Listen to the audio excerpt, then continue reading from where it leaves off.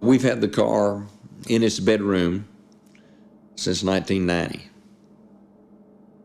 preserved in its natural state.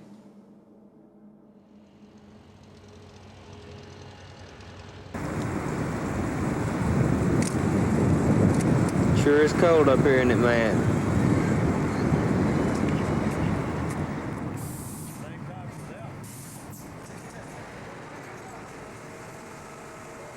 December the 11th, 1987 was a very historic day in the automotive world.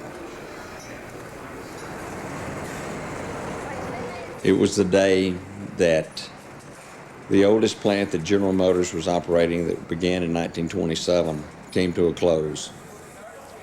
And the last car off the assembly line was a 1987 Buick Grand National.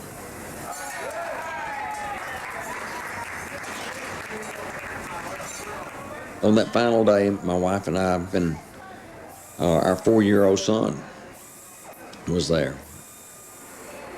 You know, we set out with a movie camera, and we made sure that we filmed every bit of it as best we could.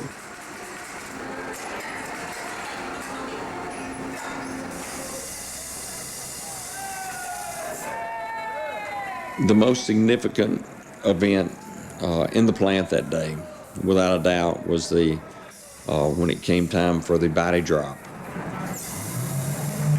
And at that point, that's when it becomes a car. That was when it became a Grand National. You know, there were people cheering, there was people clapping, there were people crying. These people were losing their jobs that day. But they wanted to see that last car through.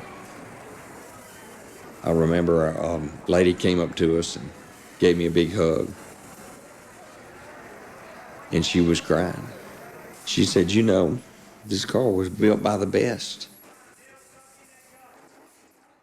And I want you to take care of it." And I hope I've done just that. I hope I've taken care of that car.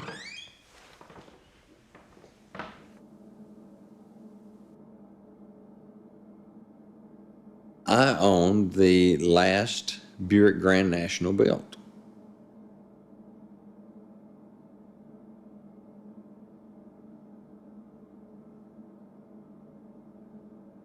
I feel really privileged to have the car.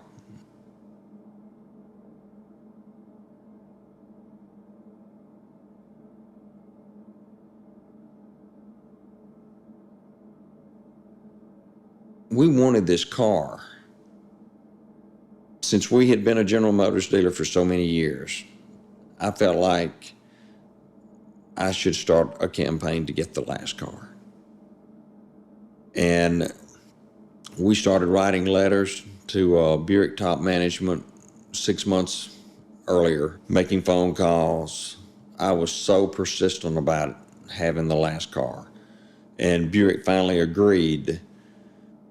Yes, I wanted it from a collector standpoint. But you have to understand that I'm probably a little different from a lot of other car dealers. I have a real passion for General Motors, and I have a real passion for these cars. It becomes more than a car to me. And someone was going to get the last car.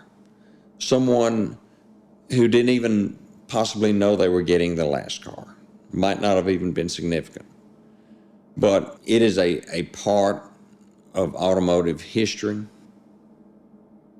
that should be in a museum, should be put up, and should not be driven because of what it represents. We've had the car in its bedroom since 1990, preserved in its natural state.